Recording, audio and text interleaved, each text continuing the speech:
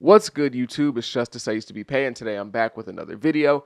And in this video, I'm going to talk about the biggest opportunity that Drake missed during his beef with Kendrick Lamar. But before I get into that, make sure you leave a like, comment, and subscribe. Do all those things. It helps me out a ton. And also, I just want to put a preface on this video. If you're a Kendrick fan that is super sensitive to any criticism towards him, this video probably just isn't for you, because you're going to listen to some of the things I hear in this video and get all butthurt and say, oh, you like Drake, so that's why you're making this video. And honestly, at this point, I'm over the whole no, I'm actually being kind of in the middle. Look at this video I made about Kendrick. Look at this video I made about Drake. I'm over that, the whole thing. So if you're going to be super sensitive, just leave the video. It's not for you. And also, if I see any of these talking points brought up by Drake after this video comes out, whether that's via a diss song or anything else, I'm gonna need my check, bro.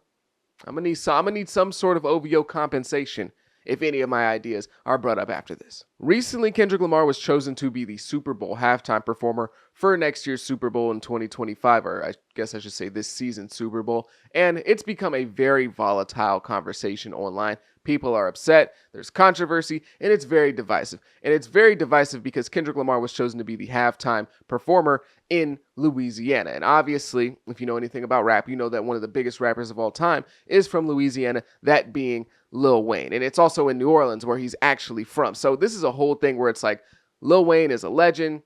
He's the hometown guy, and everyone loves Lil Wayne for the most part, and people do want to see Lil Wayne at the Super Bowl. He's talked about it in the past when they already announced where the Super Bowl would be for 2025. He talked about wanting to do that performance. So it's been a thing that's kind of been in the air over the last couple of years. So people kind of just somewhat expected Lil Wayne to have that spot. And so when he didn't get that spot and Kendrick Lamar was picked, a lot of people were upset. A lot of people were really mad at Kendrick for not only, being picked, but taking the spot. And then people were also mad at Jay-Z and Roc Nation because they have a partnership with the NFL in terms of entertainment things. So people were really mad at Jay-Z and really putting out a whole bunch of think pieces on Jay-Z. But this whole conversation surrounding the Super Bowl has kind of reopened some things from the Kendrick and Drake beef that I believe Drake really missed out on by not trying to cash in on these opportunities more. And what really sparked me to make this video is a TikTok that I saw from this creator where she spoke on the situation, the whole halftime thing with Kendrick Lamar.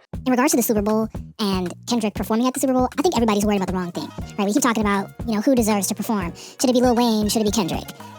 Who cares? I just feel like Kendrick choosing to perform, aligning himself with the NFL, it's in contradiction to what he claims to stand for. He went on a tirade this past spring, calling Drake anti-black, saying Drake is not like one of us, then aligns himself with a corporation that is actively anti-black, a corporation that exploits black male bodies and does not compensate them properly, a corporation that attempted to silence Colin Kaepernick for airing his grievances against the prison industrial complex and police brutality. That is who Kendrick Lamar is aligning himself with. I'm not expecting class solidarity from someone like Kendrick Lamar, right, because he's not a part of my class. But what I would like to see is his supporters, the people who like him because of how conscious he is, to call out the contradiction. That's what I would like to see.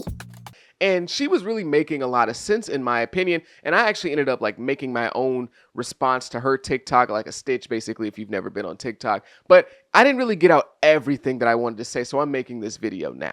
A major problem that Drake had throughout this battle was really finding something to say about Kendrick that stuck. Something that he could really stick into Kendrick and drive the knife in and twist it around in his chest, kind of, for lack of a better phrasing. He didn't really have anything that stuck too hard with the fans. At first it was the short jokes, and the short jokes are cool, but after a while they don't really have that much of an impact when we're talking about a beef between two of the biggest rappers of all time, the biggest rap beef of all time, arguably. Short jokes just really aren't gonna get it done. Then we had the whole contract splits thing, which was interesting, and that was a really nice way to go. It was a nice direction to go that nobody really could have predicted before the whole thing, I guess. But it didn't really have that much impact because we never really got proof of what his contract was. We don't know if he actually did sign one of those, could have been record 98 to the label, 2% to the artist deals. We don't know what his contract looked like, and we never really got any confirmation of what his splits were. So it didn't really stick like that. That just kind of got thrown out the window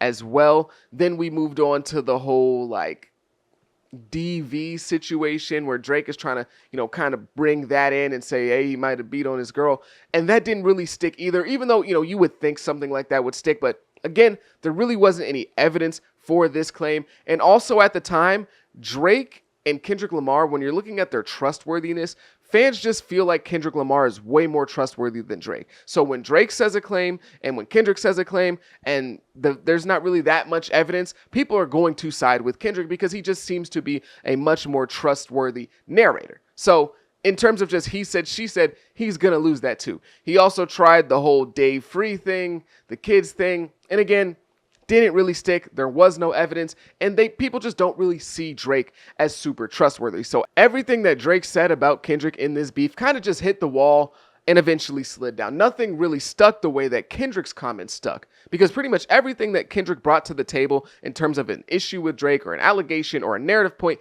ended up sticking, besides like the daughter thing. That was like the only thing that actually didn't stick because there was no real proof of that, and like it was just kind of a little far-fetched, but some people still believe it, right? But pretty much everything else stuck. The Pete 3DO thing, that stuck. The whole thing about him spiraling and falling out of control, that stuck. The whole colonizer comments, him not being a part of, rap community, not really being a part of the black community, black American community, not like us, that stuck. The whole mole thing, that stuck. Everything pretty much that Kendrick brought to the table stuck, while on the other hand, Drake couldn't get anything to stick to save his life. And that's why oftentimes he would jump from place to place on different things and try to bring them in, but it just didn't really land with the audience the way that Kendrick's did. Some people really looked at Drake in this battle and said from the beginning that he really didn't have a chance. Like now, like in hindsight, there really wasn't an opportunity for him to actually come out victorious in this beef because there wasn't that much to say about Kendrick Lamar in terms of like his lifestyle. He doesn't go out and do all these crazy things. He doesn't have a lot of skeletons in the closet, at least that we can publicly find, like Drake kind of does. Drake's out there. He's wild. He lives a bachelor lifestyle. He's partying. There's a lot of things that you can question about Drake and his character, but for Kendrick, there's not that much out there. There's not a lot. And Drake wasn't really trying to get into a character read in the way that Kendrick was. Like, Kendrick was trying to get into a character read in certain moments throughout this beef. And even in the biggest song, Not Like Us, which was really just like a turn-up victory lap song, he still has some character read moments in this beef, while Drake was really just trying to get into a mudslinging contest.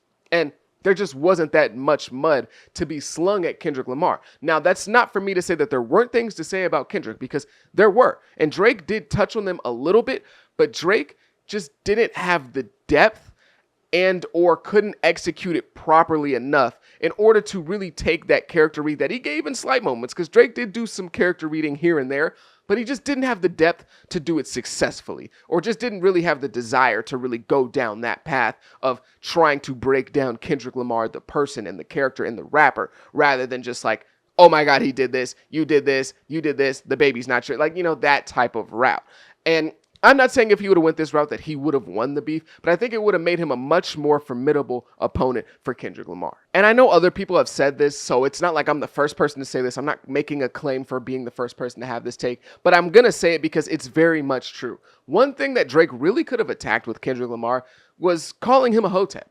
And if you don't really know what a hotep is, then that's probably for a reason. But to basically kind of sum it up, it's Dr. Umar outside of like the extreme, well, I mean, sometimes that's there, but like take away like the extreme emphasis on like hating interracial dating and like comedy, because Dr. Umar does try to kind of venture into comedy sometimes.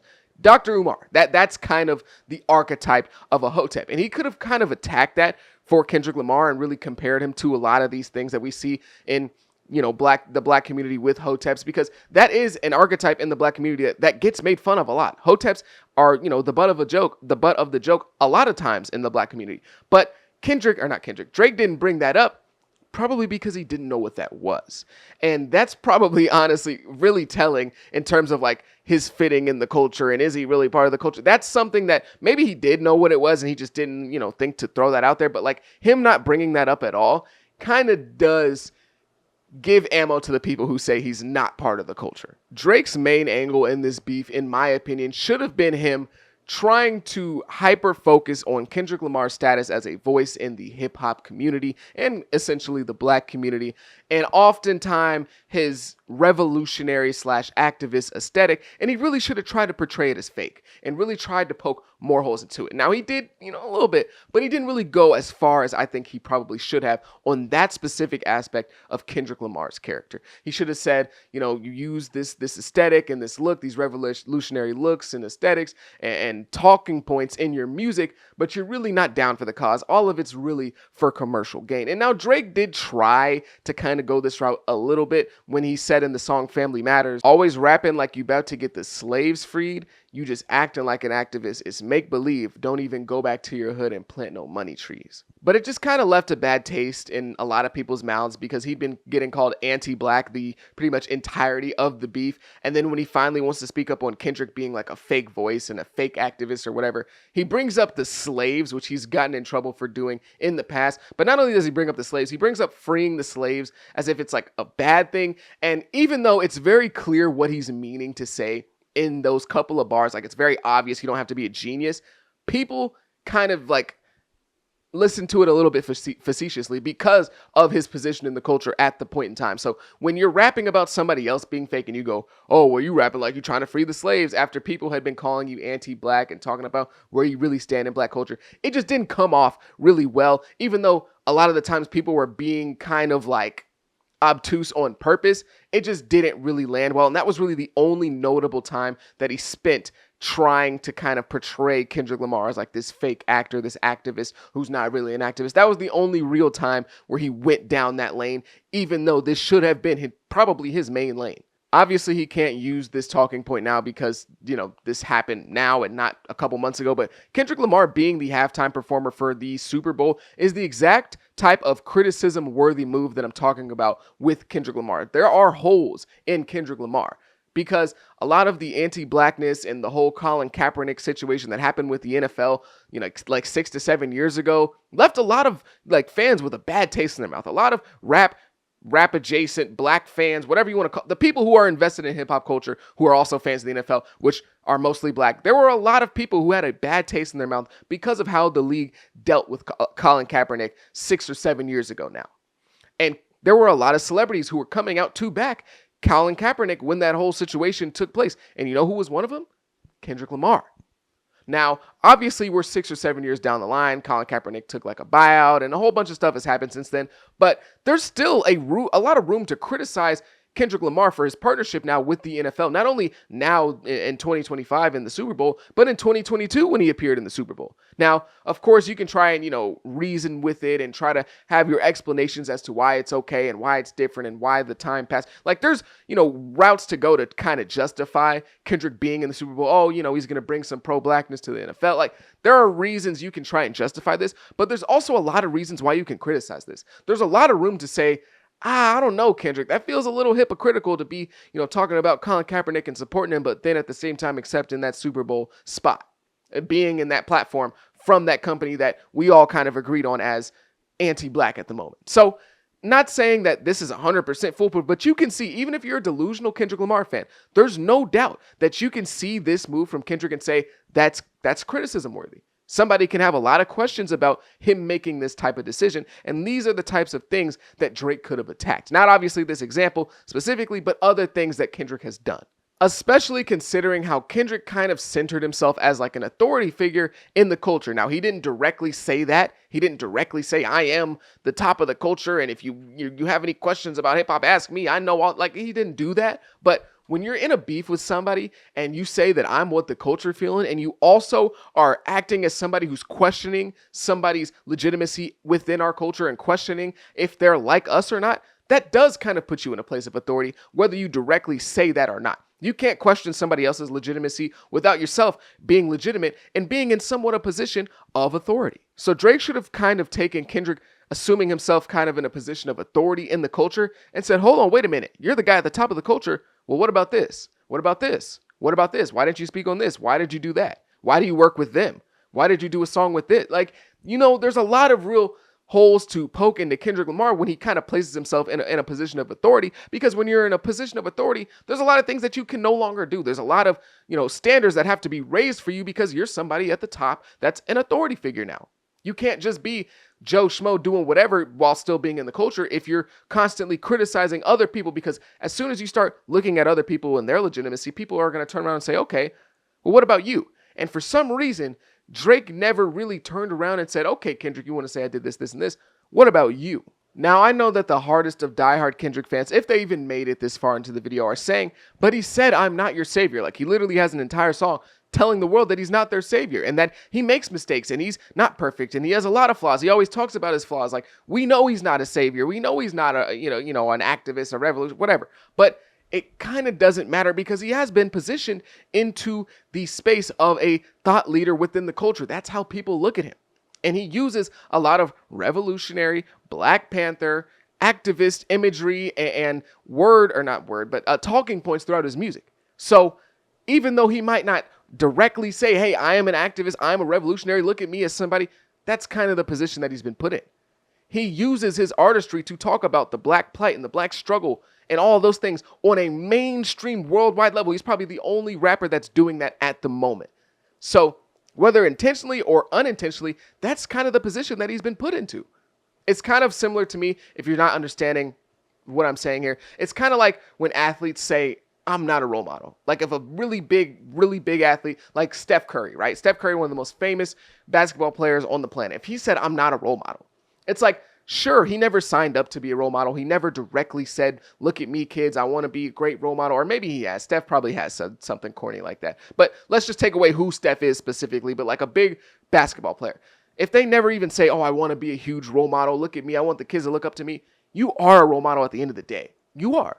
You're a person with hundreds of millions of people who know your name. You're a big face of a giant corporation, a giant league of entertainment. Kids watch you every single day. Kids want to be like you. They're watching what you're doing. At the end of the day, if you want to be a role model or if you don't want to be a role model, it doesn't matter because you are a role model. If you're one of these big athletes like a Steph Curry, a LeBron James, a Kevin Durant. So when you do certain things, people are going to look at you different. Now, if somebody at the end of the bench is out there partying and drinking and there's videos of him drunk leaving the club, nobody's going to care. Because nobody cares about that dude. But if LeBron is leaving the club super drunk and falling all over himself and getting into a bar fight, that's a lot different than when Jaleel Okafor did it like 10 years ago.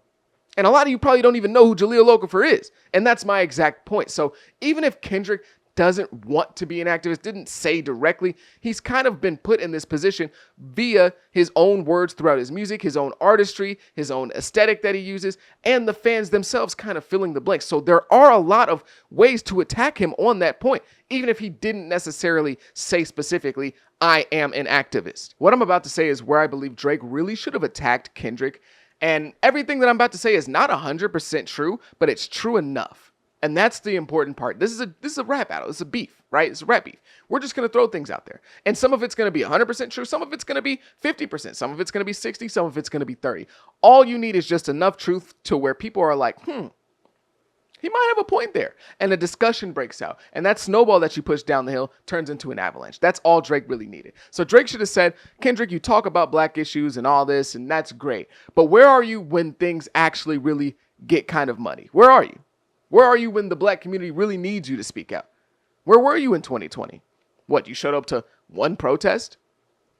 You coincidentally got your picture taken at that protest? That's cool and all, but where's your voice? And people could say, oh, well, how can Drake say that? Drake never positioned himself as somebody who's a big community activist. He doesn't speak on Black issues very often. He's not a guy that puts himself in that position, so nobody would expect him to. But Kendrick, on the other hand, you can have that conversation. Drake could say, wait a minute, hold on now. You speak on Black issues when it's beneficial to you. You speak on it in your music. You talk about it all the time when it's time to sell records. But when things actually break out, where are you? Yeah, you showed up to a protest, but your voice is way bigger than anything that you can do walking the streets of LA. Your voice is one of the biggest voices in the world, especially within our community. Your voice is a voice that can get people, energized to actually want to go out and make a change. But when change is needed, you're silent. There's nothing to be said. There's nothing to be said. Drake should have said, you use poverty and police brutality and systemic racism as talking points when it's time to sell records. But where is that when people actually want to speak about these things? Where is that when there's an actual issue going on? Where is that when change needs to be made? You can do it all the time. You can do it up and down all throughout the music when it's time to sell that album or sell some tickets. But when it really gets sticky for the culture, you're quiet. Donating a few $1,000s to your local high school or your local park isn't groundbreaking. That isn't changing the world. That isn't sparking up change throughout the culture. That's just kind of saving face because you've been using the culture and its struggles to sell your music. That's saving face is what it is. Why are you not one of the biggest voices outside of the music if you claim to care so much throughout the music? You want people to believe so badly that I'm not of the culture. But what's more not of the culture? Being from Canada or using the culture and its struggles to make your money, but not actually caring when the time comes. Again, I'm not saying that all these things are 100% true, but I believe that they're way more powerful. What I'm saying hits a lot harder than Dave Free. Hey, that kid ain't yours. How do you know, Drake? Shh, Dave Free left a comment. Oh yeah, that's why you beat on your girl. Haha, yeah, you a woman beater. How you know, Drake?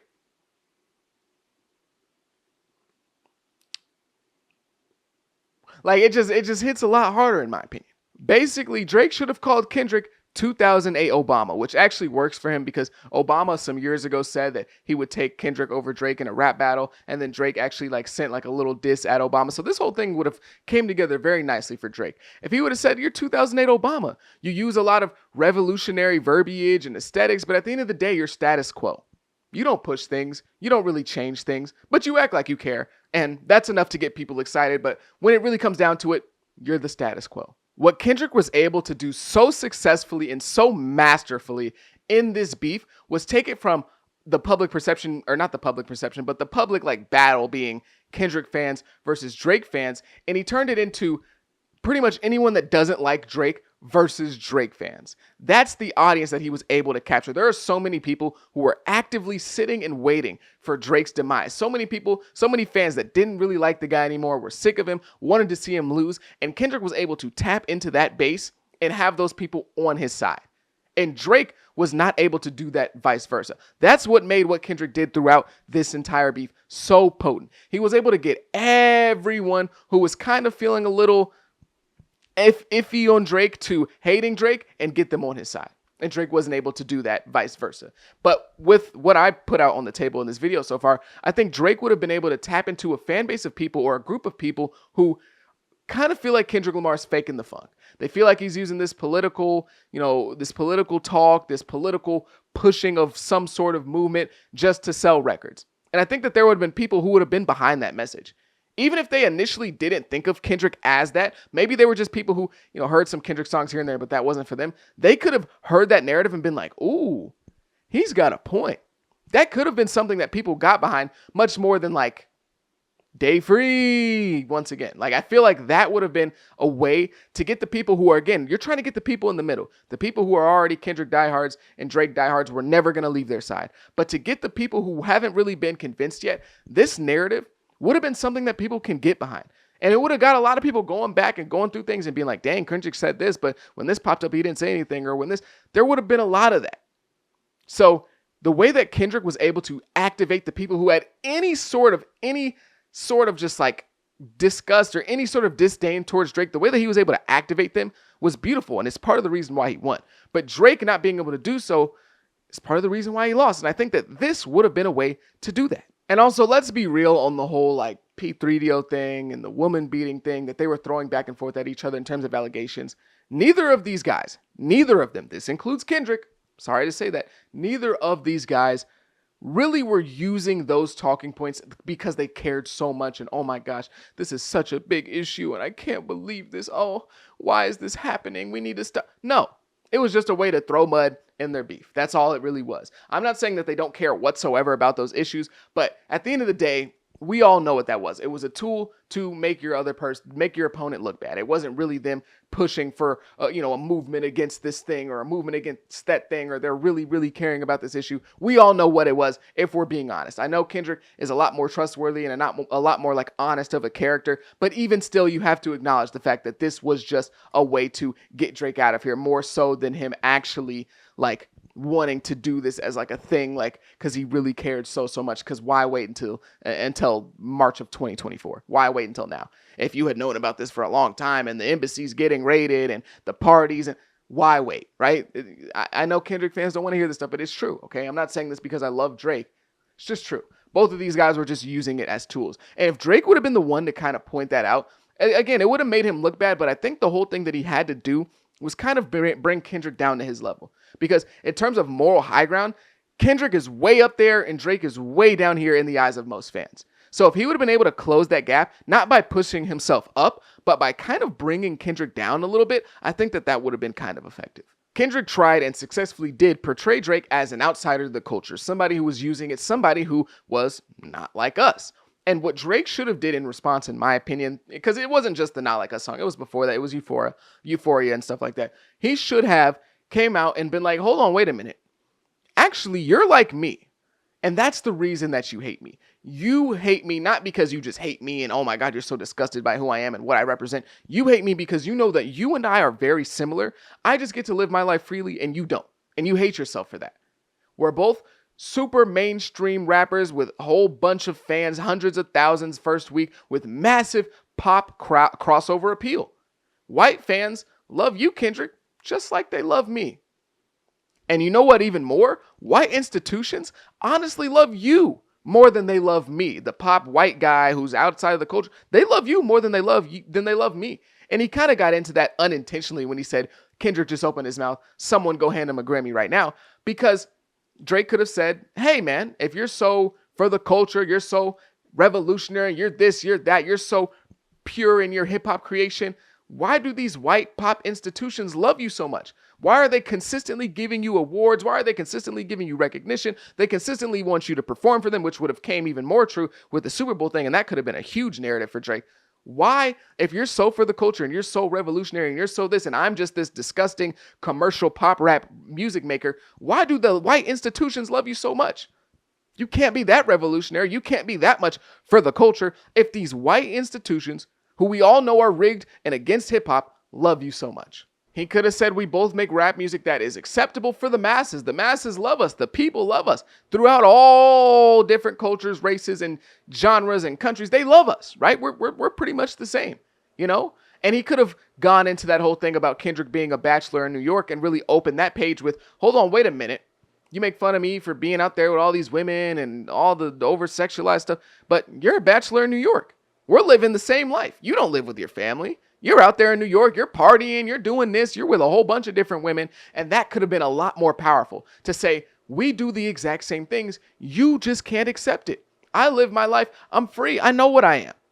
I don't portray myself as anything more, but you portray yourself as up here when you're really down here. And you hate me. You hate me because we are in the same bubble. You just have this position and this thought of yourself as being someone up here in the culture, when in reality, we're one and the same. You make your music, you make millions off of your music, and you go about your day just like me. Again, I'm not saying that these things are foolproof and it would have guaranteed Drake a win, but I think if Drake would have taken this angle, he would have been much more effective and much more formidable as an opponent, because he kind of wasn't. He kind of wasn't as formidable as Drake probably could have been, in my opinion. Now, there's been a whole bunch of talks about round two, and who knows what happens with that. Kendrick just dropped another song, not necessarily a diss at Drake, but he kind of sent some shots at Drake, just like Drake will probably send some shots at him throughout the rest of his musical career. But I want to say this. It's pretty much over in terms of public perception. I don't think this ever can get back to like a, ooh, is it 50-50? Who won? I don't know if it ever gets to that point again. I think it's pretty much over in terms of that. But I will say the only way that it can get there is if Kendrick keeps attacking Drake in like big songs, like keeps making diss songs, keeps making Drake a focal point of his music in terms of dissing him, because he's giving Drake an opportunity to come back with something. Because Kendrick he squashed him. He squashed Drake. It wasn't that close, right? I'm sorry. That's just the truth. He squashed the man. But if you consistently keep giving Drake an opportunity, eventually one of those are going to go in. He's not just going to keep shooting and missing. One of them's going to go in. And one of them's going to bring it much closer from a here to a, hold on, wait a minute. We need to have this conversation. And that's what you can't give Drake. So despite everything that I said in this video, if Kendrick should just walk off into the sunset. He can still send shots at Drake like, dang, y'all saw how I did, buddy. He can still do that from time to time. But if he continues to like, well, I shouldn't say continues, but if he starts reactivating the beef and really reactivating his disses and really getting into that bag again, I think it's a bad idea, because it just gives Drake an opportunity. Drake is too good of an artist to consistently give him an opportunity to beat you. Once you beat him a couple of times, let it go. You won. Walk off into the sunset. Not saying that Kendrick can't beat him again, but he's not going to beat him every time. I don't think that's possible. It's kind of like when you're playing your little cousin in 2K and like you beat him by like 40 points and he wants a rematch, so you keep beating him by 40 points. But eventually down the line, you're just like, I'm sick of playing this dude, but like whatever, I'll play him again. And then he finally beats you and he feels so happy. Oh my God, I beat you in 2K. I'm going to go tell the family I beat you in 2K. That's kind of a similar situation in my opinion. If Kendrick keeps giving Drake's opportunities down the line, eventually one of them's going to go in for Drake. Now, I don't think Kendrick will do that, but I'm just saying that's probably the only way that Kendrick can lose this beef or even bring it back to 50-50 from where it sits at the moment. But I don't think that's going to happen. But regardless, if you made it this far, I greatly, greatly appreciate you. If you agree with anything I said in this video, make sure you leave it down below in the comments. If you majorly disagree and you're like, oh my gosh, you're just an OVO Drake writer, let me know down below in the comments as well. I want to hear it all, whatever you got to say. Make sure you leave a like, comment, subscribe, do all those things. It helps me out a ton. Drake, if you ever see this video and end up using these talking points, just send me a blank check. I will fill it in with whatever I believe is, necessary for my compensation. I won't go overboard, but like, if it really becomes big and you really like pull yourself back into this beef and make it close again, I'm gonna need my compensation. But that's all I got for the rest of this video. If you made it this far, again, I greatly appreciate you. Like, comment, subscribe, do all those things. It helps me out a ton. I hope you have a good day. I go by the name of Pay. Peace.